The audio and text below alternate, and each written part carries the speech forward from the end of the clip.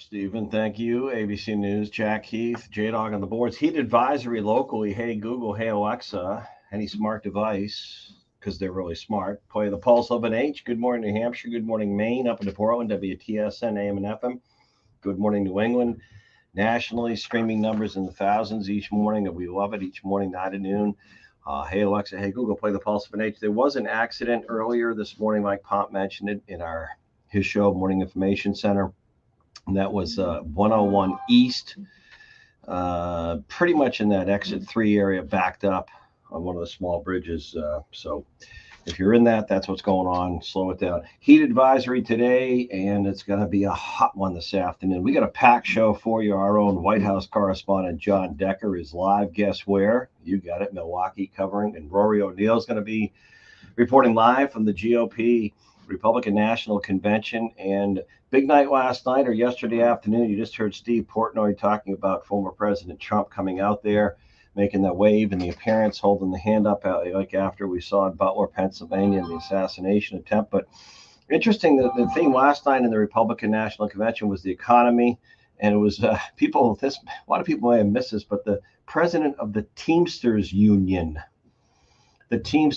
something very much that you'd think would be in the Biden-Harris camp. The president of the Teamsters Union was invited to speak there after he requested to talk about working persons issues, middle class. There are 1.3, 1.4 million members. He's like a 30-year Democrat voter and supporter. The Trump team wanted him to speak, talking about working together to get this economy back on track and working better for middle class families. And he said yesterday afternoon before the convention that he hasn't heard back yet from the Biden team on whether or not the president of the Teamsters can speak at the Democrat National Convention coming up. So quite an interesting evening. Of course, J.D. Vance, the official pick. Really, that was the odds makers pick. I mean, I guess it wasn't a surprise because it was being forecasted. I mean, not to bring up Las Vegas, the odds makers on everything, they had J.D. Vance by the most, most likely. So it was not Rubio or Doug Burgum or Sarah Huckabee Sanders or anyone else. J.D. Vance, and it's interesting, youngest selection since Teddy Roosevelt, 39 years old. I did my math yesterday. Almost 39 years junior to Donald Trump, and a United States Marine, served in Afghanistan. Very interesting background, blue collar upbringing, young, youthful, sharp, very much Trump policy alignment there. J.D. Vance, U.S. Senator from Ohio State Buckeye, Yale University, smart dude, young, and a Marine. I believe one of the first Marines ever selected to run as vice president. So, and of course, Eisenhower was, former Allied Supreme Commander, World War II, was Army. So just an interesting stuff, but the convention's underway. Last night, the theme, economy. As I said, the president of the Teamsters spoke. Tonight, immigration, crime, and all of the above. And then, of course, Trump speaks after making that appearance last night. Thursday night, John Decker, our own White House correspondent. Good morning, John. Yes. You know what, John, since we spoke last, what a monumental series of news and events to show you anything can happen before you know it. But also I thought of you yesterday because your legal standing and being an attorney, and of course, right, you can argue cases before the Supreme Court. That case dismissing the classified documents case against Trump as well on the morning of going into the convention last night. So your thoughts on the convention thus far, the pick of J.D. Vance, and what's next?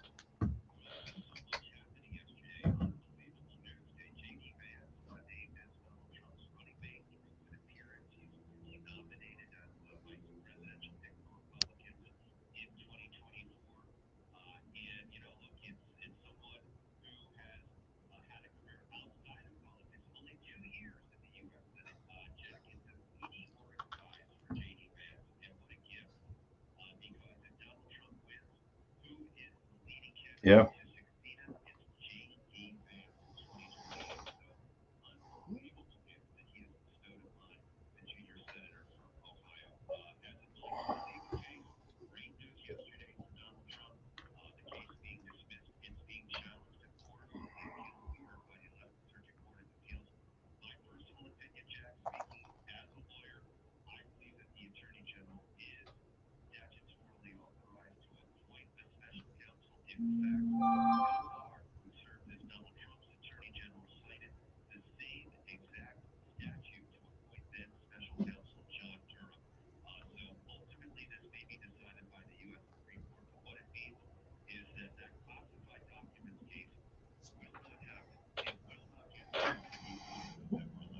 And John, just looking ahead a little bit, I'm looking at the contrast of the events, which were historic, of course, in Butler, Pennsylvania, and then the momentum. And if you step back from the plate, regardless of what and a lot can happen between now and November. I get that. The Democrats, there's a buffer, there's a time before their convention. But you look at the energy, you look at how united. And of course, that assassination attempt, it speaks for itself, the pictures, the images. But you look at the Republican National Convention, the energy, younger. I think Vice President Harris is 59, if I'm right. JD Vance is not even 40; he's 39 years old. So younger, energy convention. Trump will give this speech Thursday night. I don't know how much it's going to be about uniting the country, ending the divisiveness, but there might be a different tone after what happened. And then you contrast that to the challenge Democrats have, because before the assassination attempt, it was the Biden team trying to hold the glue together, stop the leaks in the boat. He's not going anywhere. He's going to be the nominee. He's okay. Defending the debate, even the press conference, as you said, was a single. Now they have to go in their convention, appear to be unified. I have no doubt he will be the nominee. But you're not going to, Joe Biden, what you saw in the press conference is Joe Biden. He's not going to get out there and give a cheerleading speech. I don't know if he's capable of it. I may be wrong, but isn't that a tough act to follow?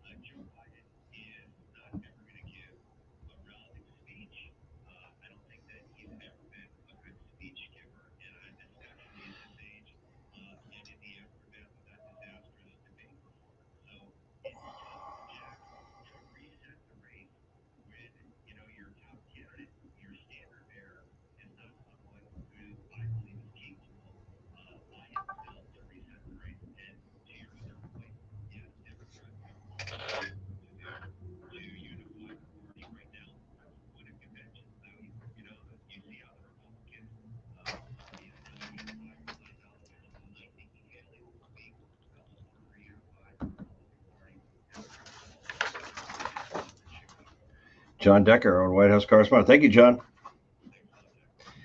Just a couple things to elaborate on. I had said even during the first of the nation presidential primary, because let's go back, because this is all germane, or it applies to this fall's presidential election. It was the DNC, the Democrat National Committee, and Joe Biden, the team together to screw over New Hampshire's primary, to not recognize our primary, to not even put it on their calendar. So Democrats had to write Joe Biden, and they kind of forgave him, the establishment, because he's the Democrat incumbent president. And you look at the primary process, because Biden was anointed. He was anointed. He really was no real challenge to him. Trump had a bunch of people. One of them speaking tonight, Nikki Haley. I could go back. There were a lot of people in the race before they dropped out, if you will. Nikki Haley stayed in the longest, but there was a bunch of Republicans who challenged and criticized Donald Trump. Chris Christie, he's not fit. Nikki Haley railed against Donald Trump, saying he couldn't win a general election, questioning his age. She's speaking tonight, though, at the convention. But I could go on and on and on. When you look at the people that ran DeSantis, and the dust up between Trump and DeSantis, the nicknames, the back and forth, it was a pretty contentious process. And Trump mowed through the primary and won every single primary. The delegation, he's the nominee now. But I always said that in the primaries, including New Hampshire, it is Trump's party. The Republican Party is Trump's party, like it or not. And that base of support is rock solid for Trump. It's like that goalpost in the end zone. It could be snow, sleet in Buffalo, rain. That goalpost is not moving, and that's Trump's support. After what happened with the early summer of the trials, the hush money case, the cases that are most all, including the classified documents case, now kicked out, or basically the judge kicking it out, tossing it out. you look at all this and then what happened in Butler, Pennsylvania. If you don't think that base is more solid than ever this week and going forward, you're smoking something. I'm telling you right now, Trump's base is beyond rock solid. It's granite or titanium. And look at Joe Biden's base.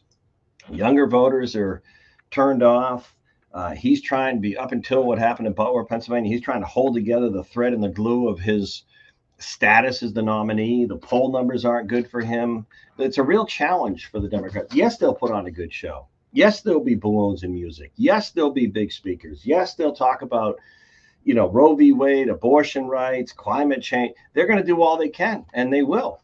But look at the culmination. Look at the grand, the grand finale, the final moment of the convention will be Joe Biden speaking. Is that going to enthuse and rile up and unify his base and get everyone pumped up to get out there and vote? I mean, it's a tough one. And we'll see what Trump's speech is Thursday night. Now, Nikki Haley is speaking tonight, and that's interesting in and of itself. Hey, Google, hey, Alexa, play the Pulse Footage. Come back. Josh McKelvin, former WMUR TV political news director, not news director, I apologize, political director, and regular guest and someone who appears here on the show. He'll be coming up to get his thoughts on the Republican convention and the challenge the Democrats have. A little bit later on, Mike Dennehy Belay Group, just some of our political analysts and all-stars. Alicia Preston's Anthopoulos, top of the 10. We got them all stacked up for you like a runway of planes. Brad Card. Keep it here. Good morning, New Hampshire. The Pulse of Nate. Back in a moment.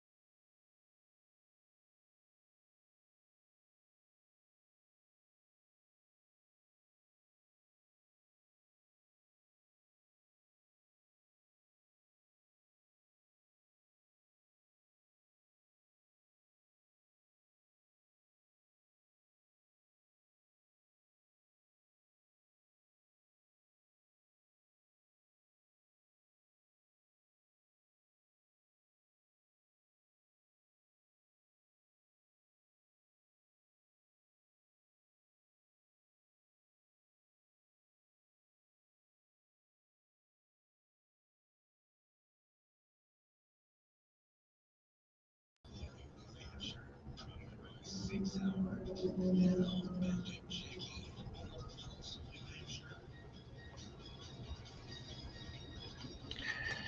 right, we are back, and certainly no shortage of things to talk about. News is happening almost like meteors flying around out there, obviously, in the last few weeks, and of course, this weekend. Republican National Convention, well, now underway. Tonight, the theme is going to be immigration, crime. Nikki Haley, who stayed in the primary race much longer than anyone else and longer than Donald Trump wanted. You thought there was no love lost there, but yet she's speaking there tonight. Josh McKelvin, former WMUR political director, regular guest on the show, one of our media political analysts and all-stars. Good morning, Josh. McKelvin Strategies, how are you?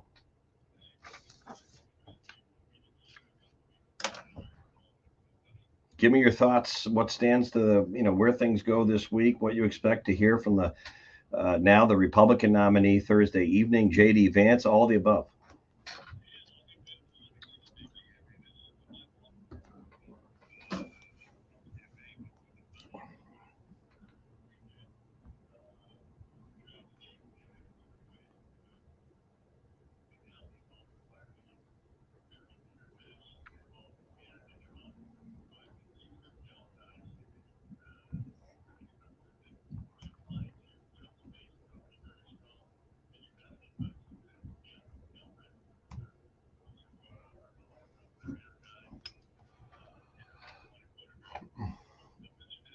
Yeah.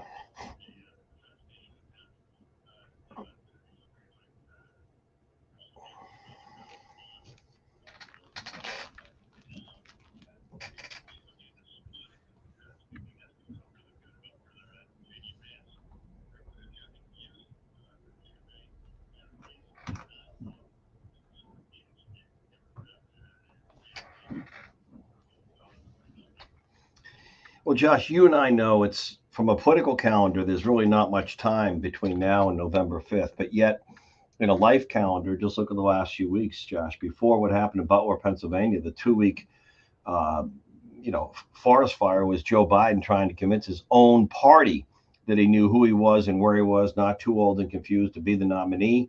The disastrous the debate, the lackluster press conference calling Zelensky Vladimir Putin. I mean, it was a terrible 2 weeks. And yet the navigation between now and November, clearly Republicans in this convention are focusing on inflation, the economy, immigration, crime, and of course the energy and momentum of Trump, and now a new choice, the youngest since Teddy Roosevelt's J.D. Vance. The job for Joe Biden and the Democrats going into their convention is what? To show unity. What is their winning message? Is it climate change, abortion rights? They're gonna have the balloons and music. They're gonna put on a good show. But what is the message to those independent voters coming out of for the Democrats going forward now? Joe Biden is not going to give a youthful, fired up, energetic speech probably the rest of his life. He's not capable of it. He probably never was. So what's the winning message? Not just that I'm not Donald Trump. I'm not going anywhere. I'm the only one who can beat Trump. The rhetoric will be toned down. What's the winning message for Democrats to convince voters, even here in New Hampshire, to vote for Joe Biden if you're on the fence? What's the winning message going forward?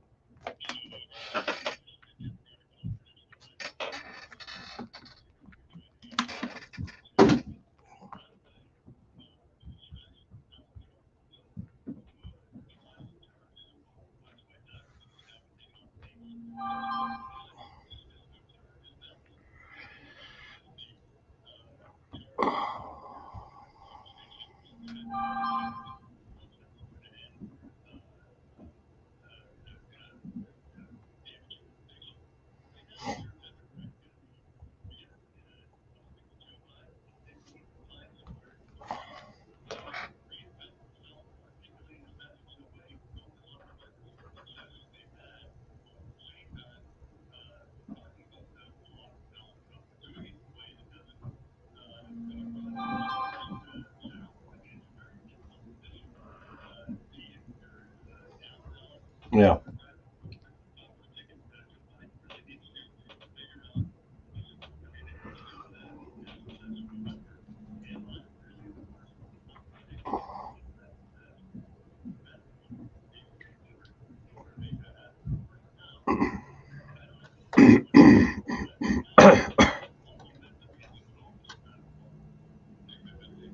Right. Well, I guess the only thing is, I don't know how things get much worse for Joe Biden and the Democrats. I said after that press conference before what happened in Butler, Pennsylvania, the good news for Biden, I think he's the nominee. The bad news for Democrats, I think he's the nominee. And I don't know, isn't it too late for them to have a brokered convention? I mean, anything could happen, but I mean, wouldn't that be even more disastrous for them to have the Hatfield McCoy fights between Harris's people, Newsom's people, maybe Cuomo's people, maybe the governor of Michigan? I mean, what would the upside to that be?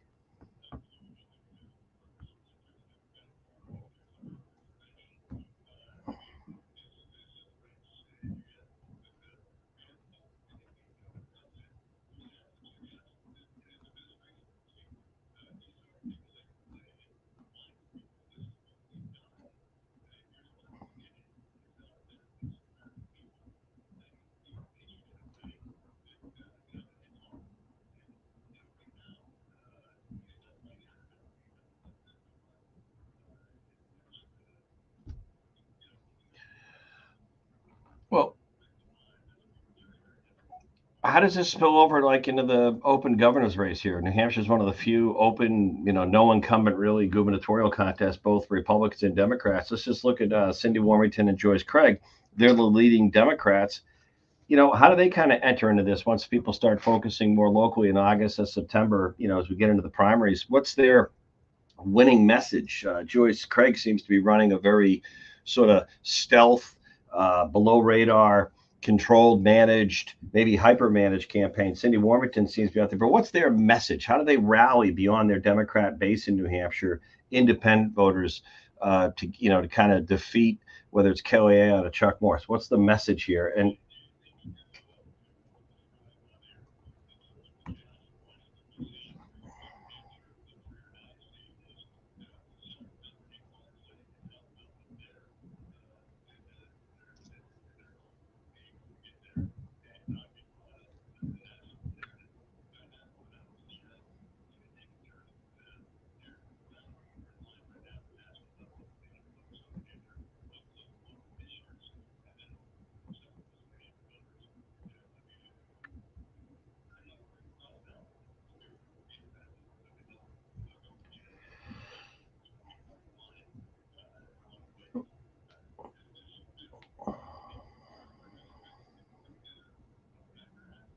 well, the last definitive, or not definitive, because none of them are definitive. Are not definitive. I meant comprehensive poll of New Hampshire voters looking at the presidential choice here in November, because there's no U.S. Senate race, so the big race is Biden and Trump here. Maybe Robert F. Kennedy Jr. on the ballot as an independent. Then you get the governor's race and the congressional seats. But the last definitive one it was a big change. Biden had been leading these polls over Trump, and then the last one was like dead heat here since the events that have happened. I would imagine Trump's probably moved ahead here, even though it's a poll and a snapshot in time.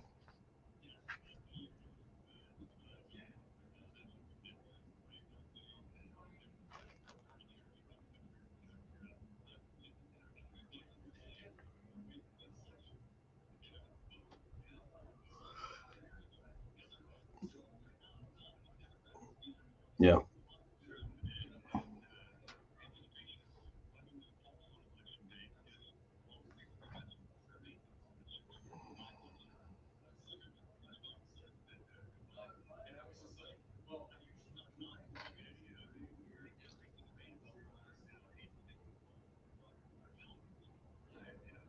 I don't think there's an argument anymore, is there?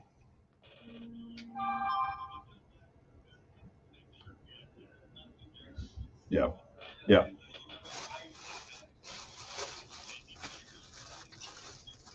Yeah.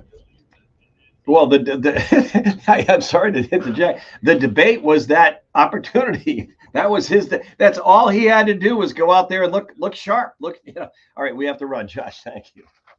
All right, Josh, go. Take a quick break. Hey, Google, hey, Alexa, play the Pulse of an Inch. Come back. One of our other political analysts and all stars coming out of the bullpen right now on the golf cart, Mike Dennehy. Back in a moment.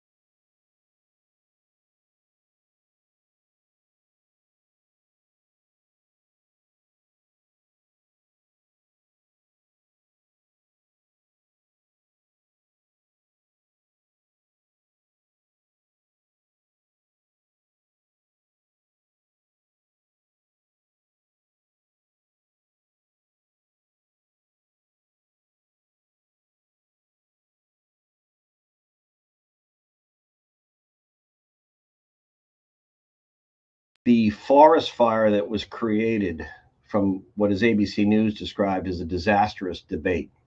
I think that debate in and of itself will go down 10 years from now as one of the biggest meltdowns or moments of transparency to show exactly what the sitting president could not afford to show, that he is too old and too confused, which is what the polls thought. It further undermined what the national media, mainstream media, was kind of BSing all of us because we knew what we saw. And then you go into the 2 weeks of damage control. They do everything from interviews with George Stephanopoulos to a press conference after the NATO conference with pre-selected reporters to call on. I mean, eighth graders can see this stuff. And then Butler, Pennsylvania. That it's surreal, incredible moment where most people were outside barbecuing, enjoying their lives. Trump's at a rally on the eve of the Republican National Convention. As he said, he was a whisker away from being dead from the assassin's bullet. You can't, I mean, this is unbelievable. And I'm looking at this going, wow. Joe Biden spent 2 weeks, George Clooney, his own party, his biggest fundraiser, Barack Obama, Nancy Pelosi, trying to convince the elders, I'm the elder and I'm not going anywhere. And I know who I am. I'm not too old to confuse. And now I'm looking at this Republican convention and I'm like, okay, if I was in the room with Democrats, which I wouldn't be asked to be, what do I say? How do we inject youth and energy into our ticket? How do we tell people that their inflation, their budgets, their pocketbooks, their wallets, immigration, the border, Ukraine, we're the ones to fix all this? After 4 years, how do you convince your base? And the only things I see that circle the wagon, Michael, for the Democrats are abortion rights and maybe climate change.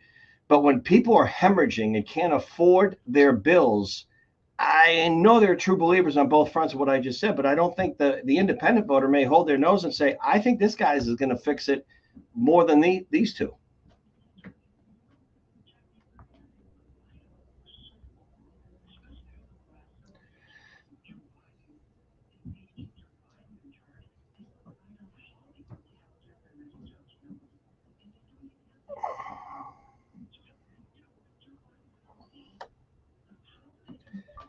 Says momentum is clearly in the camp of Trump and now Vance.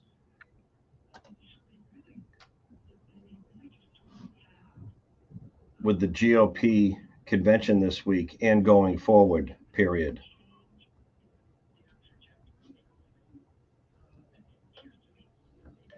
Denny, he says the Democrats have a real challenge to find a winning message going into November, period. Listen to the full interview below here.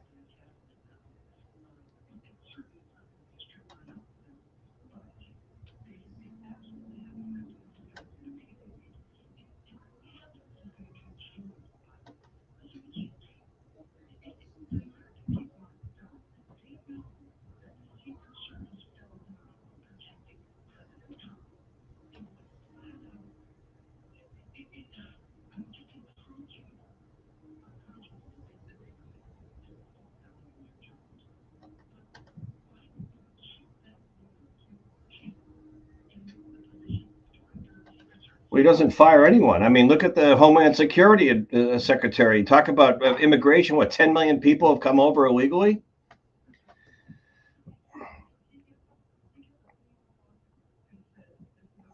But there's another problem, Michael. I think there's a bigger problem. You spent a lot of time with the late John McCain. You did, right? And you were around other presidential candidates and presidents. I don't think there was ever a question, was McCain in charge of his faculties and what he was saying? I think there's another question when you talk about the Secret Service director. Should she be let go or resign because of this more than a fumble, even if you want to blame it on local police for not clearing the rooftop? But the point is, in that business, your target gets hit, you're out. I mean, I don't mean to say anything. Just watch the movie Line of Fire with Clint Eastwood. Okay, so we all know that. Biden does nothing. It makes you wonder who really is in charge. And that's another underlying thing that voters are beginning to wonder. Wait a minute, I'm voting. Who is really running the country? Who's in the situation room saying, do this here, do this? Who is running the show if this guy isn't? And the other thing that's going on that we haven't touched on, we have a moment. I'd love to get your take. Michael Dennehy Boulay with a B Group, former campaign manager of more than one successful presidential primary campaign. Real quickly, Michael, is mainstream media they got some real egg in their face. I got to tell you, the whole story of Donald Trump.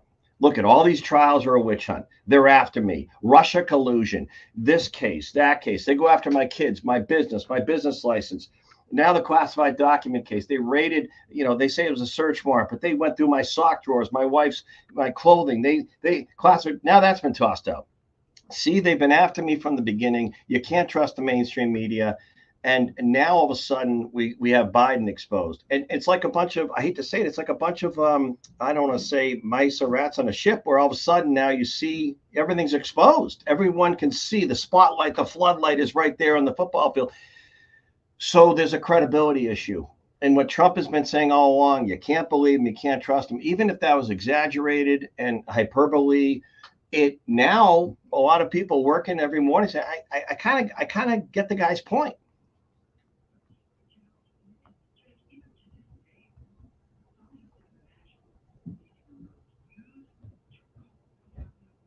Oh,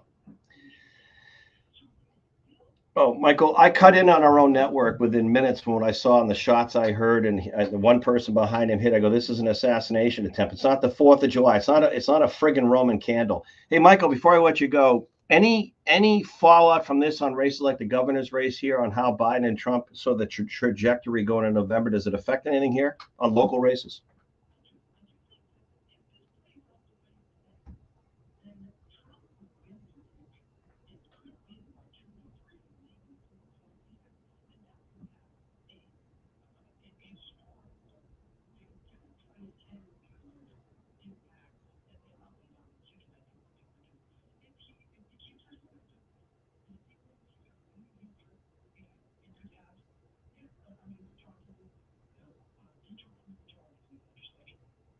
Interesting. Michael, why don't you go? Michael Dennehy Boulay Group. Thank you, Michael. We'll go back. We'll check in with one of our political and all stars coming up. And top of the 10 o'clock, Alicia Preston Xanthopoulos. Nikki Haley set to speak tonight. The theme tonight in the GOP convention, crime, immigration. Back in a moment.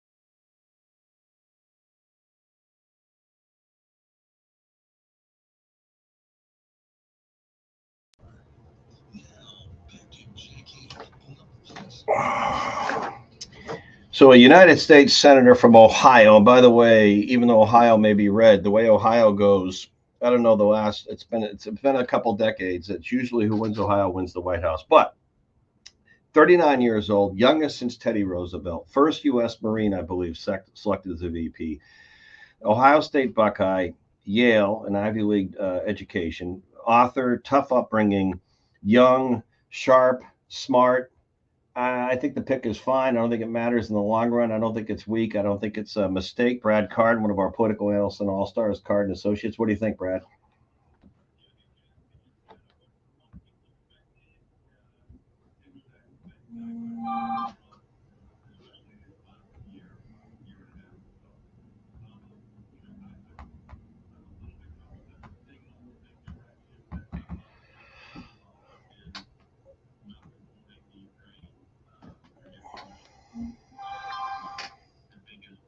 Yep.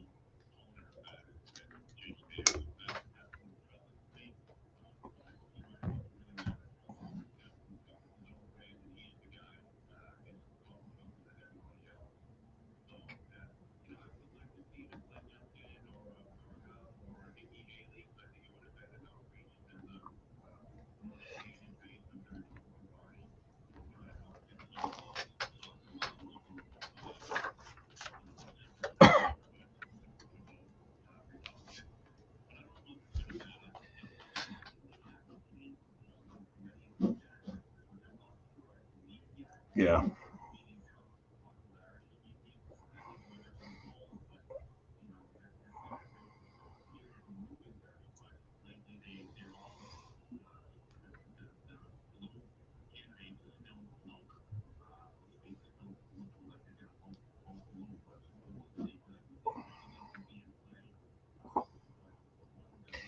Brett, let me ask you this. I don't mean to get thematic or abstract with you, but I'm going to try for a moment. I've often felt that our country and national politics, you don't live in where I live over in the seacoast, but Brad, we have these big tankers that will come in, whether they're carrying, gypsum, salt, propane, and, big, huge tankers that need the tugboats to navigate them through the channel.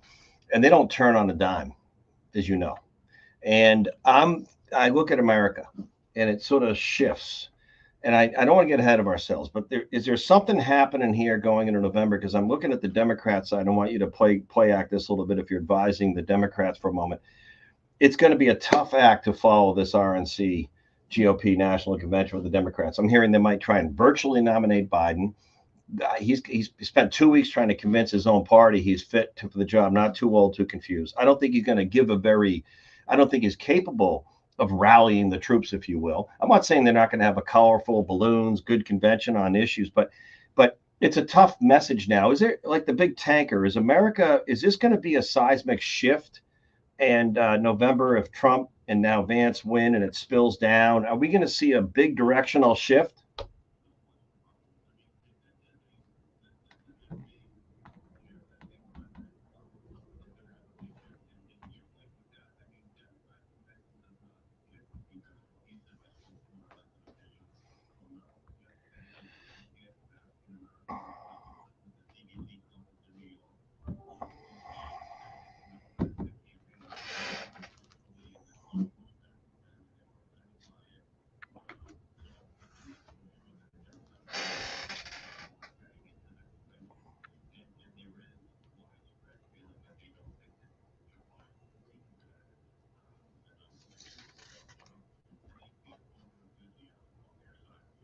Mhm. They might not get the turnout. A lot of people a lot of younger Democrats may not even vote, right? They may just say, you know what, I'm sick of all this. I'm not going to vote.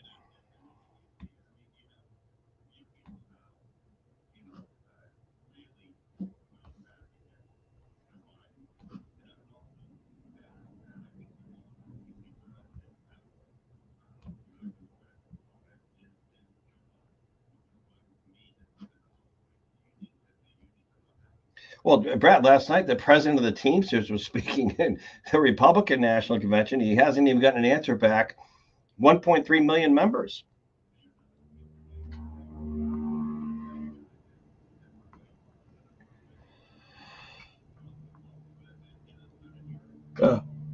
Yeah, he said he 30-year Democrat.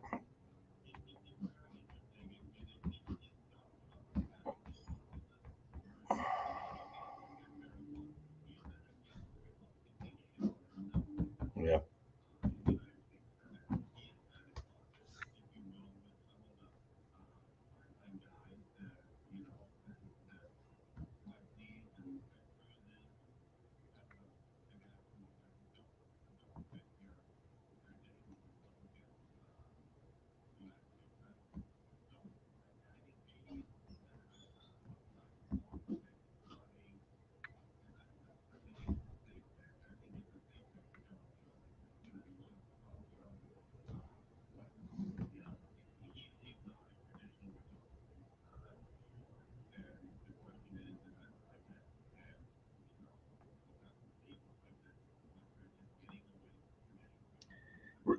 Real quickly, we have 30 seconds. Nikki Haley speaking tonight.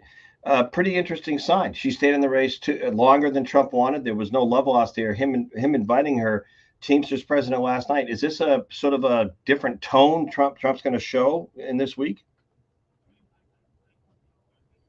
Yeah. All right.